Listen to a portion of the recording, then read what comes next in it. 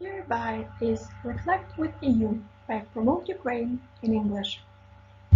Hi everyone, this is Reflect with EU, and today with you is Marta Balendi and Marina Yaroshevich and me, Anna Gubanova. And in this session, we're going to talk a little about the inconsistencies of current quarantine and lockdown measures in European countries as well as in Ukraine. And of course, we would want to give you the food for thought and hear maybe some feedback from you. And what would we like to start our session with? Yeah, I would probably like to begin that now we're in this transition period where lockdowns are almost over, but not yet fully. So there is this back and forth in different countries, member states of the European Union, and also when it comes to the European Union vis-a-vis external borders. In a few days, or actually tomorrow is going to be 1st of July, where EU is opening its borders to shortlisted countries from a so-called green list. And Ukraine is unfortunately not in this list. And it creates a lot of confusion, it creates a lot of frustration of what is allowed, what is not, in which countries, how to get in, how to get out, how to stay or how to leave without having to go through severe the self-isolation measures. So, but again, we will provide some of the examples of what is happening, what we've personally experienced in the last couple of weeks, but even more so, we want to discuss how these inconsistencies are gonna impact our future. What what consequences it might bring for our daily lives in a couple of months' time, or even for the years to come, if this is actually not going to be resolved. Yes, for sure. These inconsistencies come not only from European countries, since of course EU said that this is the list of green countries. Each country separately has also the list of countries internally. It still has restrictions towards, and in my opinion, to understand these inconsistencies, even traveling an hour away from your home, for instance, from Brussels to Netherlands or to France or to Germany or to a neighboring country, can be a huge struggle for people. And just to give you an understanding, Ukraine has its separate list of green countries, which is not consistent with anything that Europe has come up with. And as for right now, it's you can enter Ukraine without having to go under quarantine if your country of origin has less than 40 sick people for 10,000, I think. And in that regard, half of the European countries don't fall on that list. So if you travel from Belgium to Ukraine, for instance, you would have to stay inside your home or place of residence for at least 2 weeks, with, of course, the condition of downloading the special app. Or as an alternative, if you refuse to have an app and complete surveillance, you can stay in the hospital for 2 weeks, which is another amazing option for every traveler to Ukraine. Yeah, I'm directly jumping to to what you said, to your last sentence, that people have to stay in the hospital. And the first thing comes to my mind that here in Europe, they don't have to stay in the hospitals because they keep the hospitals free for those patients that might need it. So why would Ukraine, that now started having 1,000 cases of coronavirus per day, keep the hospitals busy with those who are probably healthy, not proven that they are sick, just to make sure that they follow the rules of quarantine.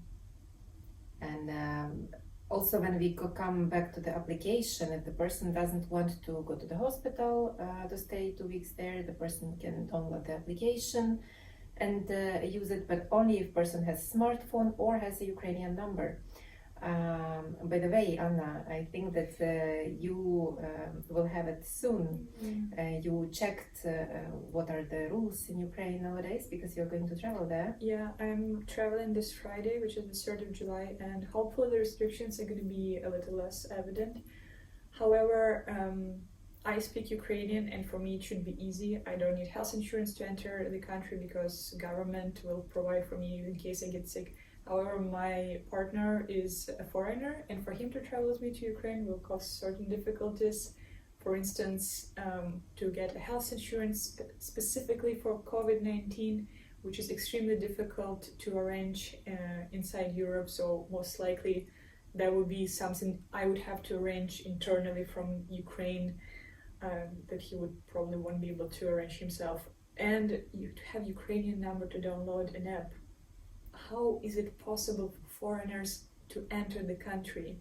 And is this app even in English? And is it in good English? And what if you're traveling from a country where people don't speak English, like from Italy, and you speak only Italian to visit your family or your wife's family in Ukraine? Just don't come to Ukraine. Just Ukraine don't like come. says, don't come here, don't come. Yes, Is it the message that we're sending? Like, really, it doesn't seem to be like a very well thought move. exactly. And also this app requires you to have the address of residence where you're going to be checking in for this entire 2 weeks. So at random time during the day you can get a notification that you need to check in. So you need to take a picture of yourself. You need to log in your location that you stated when you were entering the country at the immigration point. And if you didn't respond within 15 minutes, you can be subject to a fine or a call or additional checks or... The thing is that this application, if you don't reply within 15 minutes or if you don't respond within 15 minutes, you get fined. But who can oblige the person to keep the phone next to the person all the time if there is no such law? There is no law that obliges the person to keep the phone next to him or her. And to have a smartphone in the first place. I mean, if I'm still coming with an old device. But that's the thing, you can choose whether you go to the hospital and keep the place of the patient that may need it, or you stay at home if you decide for an app and you are okay with that.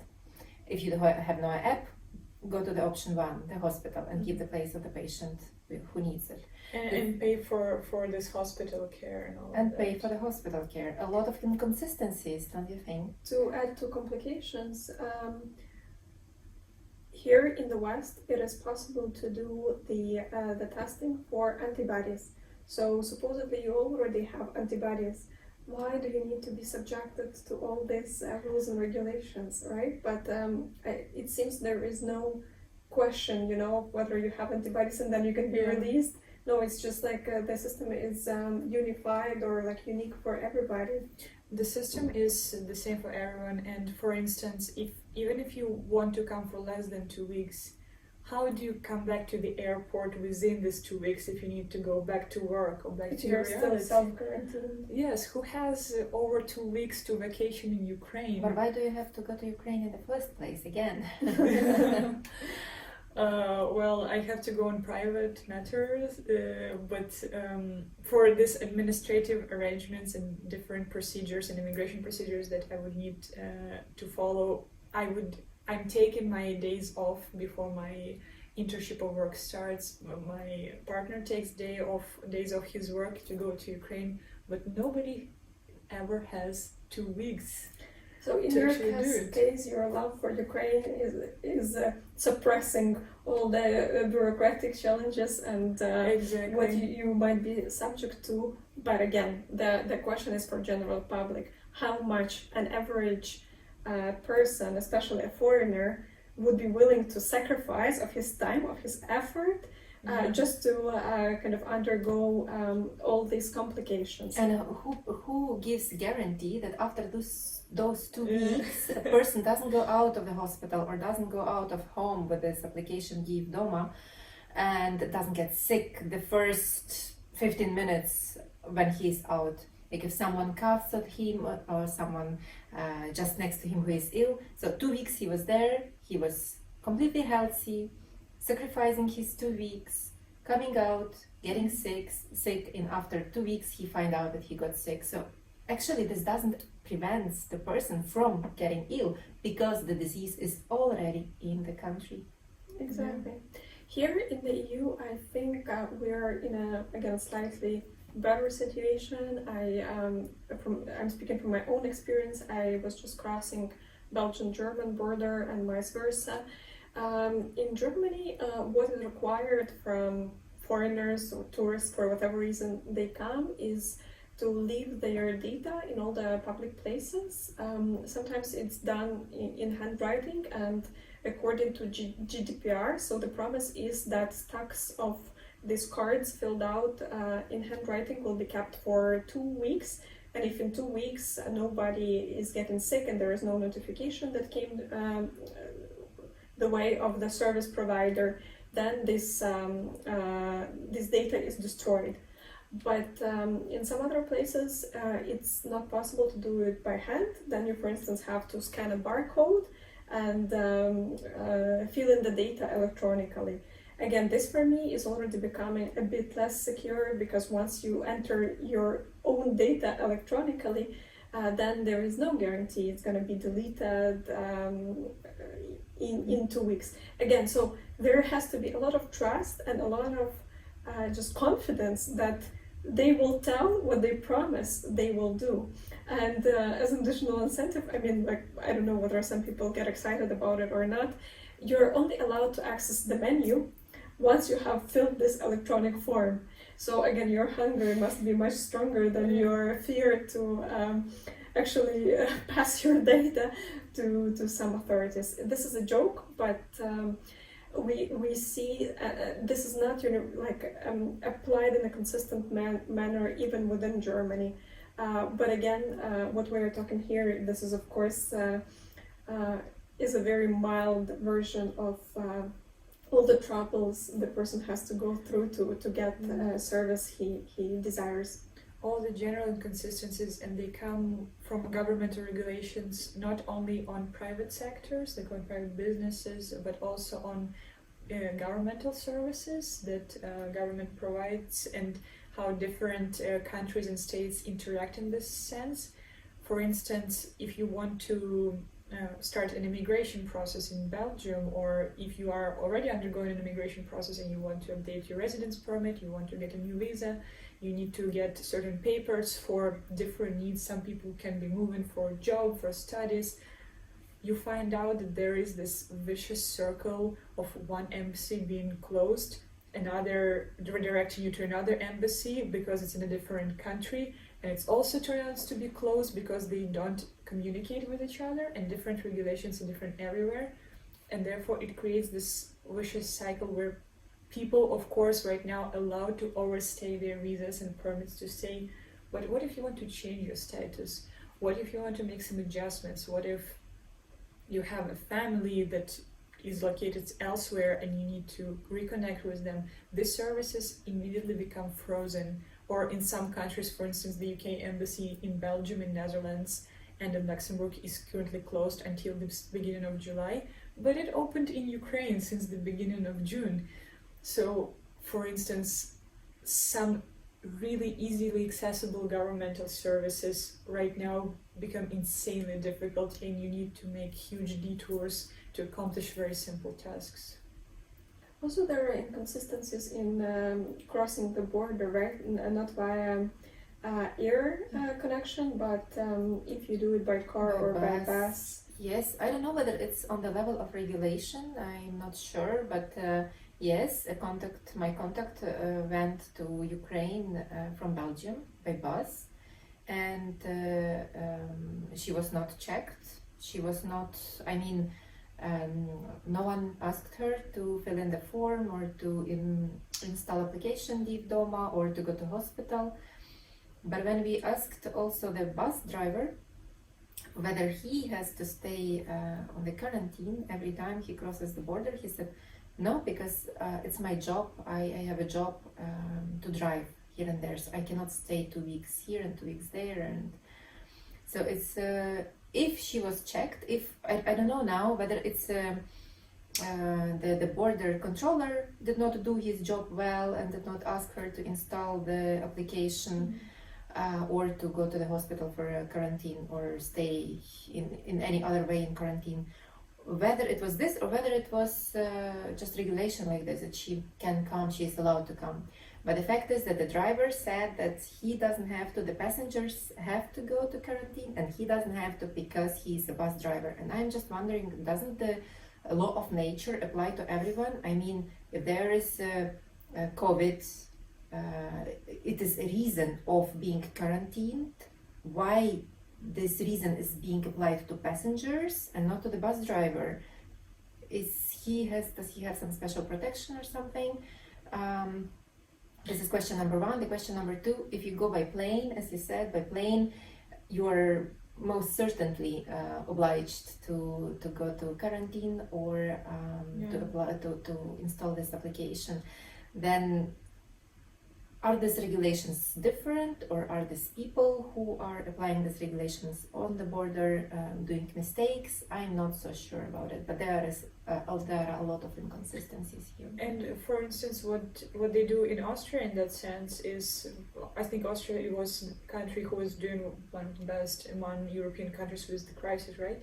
And if you enter the country, you could either stay in quarantine for 2 weeks, or you could choose to take a test, which of course is inconsistent because you could still leave the airport and get sick on the way from the airport to your apartment. But at the same time, you wouldn't be imprisoned in your hotel for 2 weeks, right? So you have this option, instantly get either checked for virus or antibodies, and then you have this immunity passport to cross the border, right? And I believe here in the last 10-15 minutes we exposed quite a lot of inconsistencies, and I'm sure we've covered just the tip of the iceberg.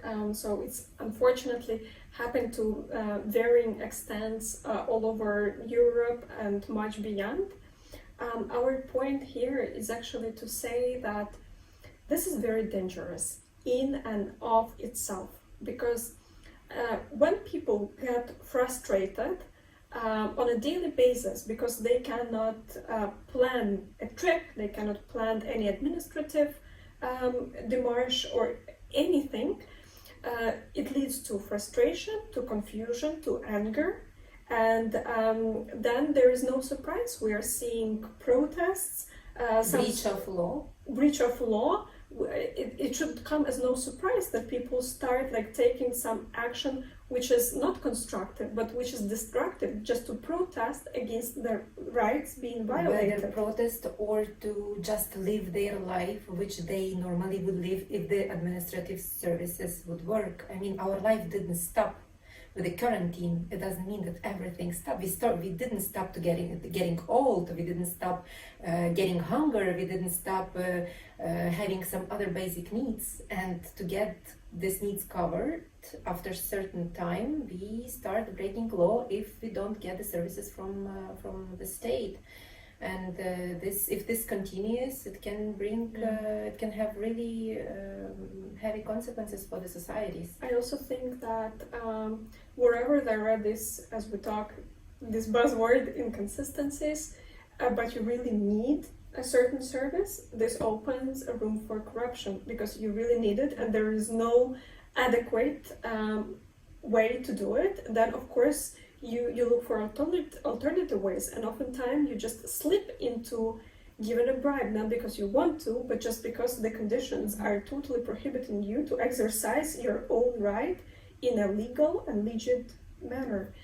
How do these changes concern us and what to do? I would say that we first need to be very clear, very consistent ourselves in insisting on having our basic needs provided for, and in getting services provided to us.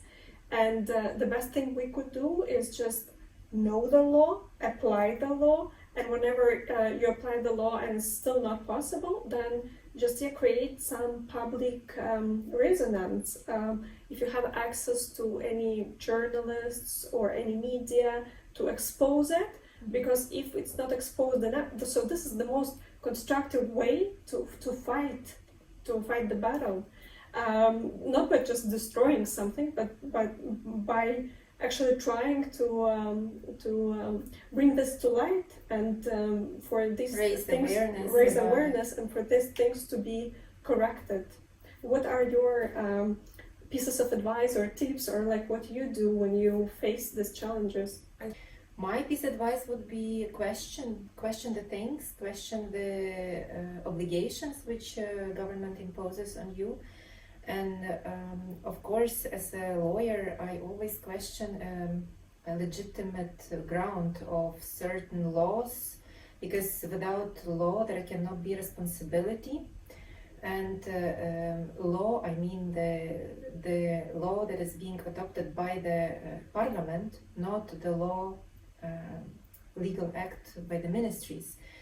And here we have to be very careful what ministries are instructing, because some of their instructions might not comply with the law or with the constitution, so might be not legitimate. And therefore I think that as a lawyer, my appeal to other lawyers in Ukraine, in other countries, is to check which legal acts are being adopted now and whether these legal acts are in consistency with the constitution, And compliance also, yeah. with our rights and freedoms. Okay. Yeah, so again, sorry that it's probably not the topic, not most fascinating changes that are taking place, but I think we agree that these things are very crucial, and they're gonna be even more important with the time passing by, because again, it's a question whether we will be able to get back to our to exercising our rights freely, or whether this is a time when we give up our rights unwillingly and will never be able to feel free, protected, secure as we used to, or at least as we always wanted to. So stay tuned, tell us what you think, whether you see other inconsistencies or that you faced in the recent times, and what ways out do you see for all of us. Thank you.